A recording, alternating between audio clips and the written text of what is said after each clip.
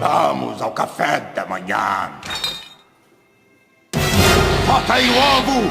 Para um café da manhã nutritivo, 2 ovos é o mínimo necessário e eu só tenho um, mas eu preciso de 2 ovos. Eu preciso de 2.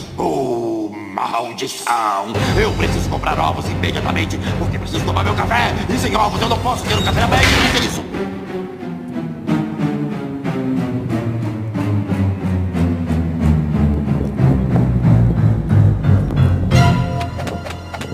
Eu esqueci a minha carteira!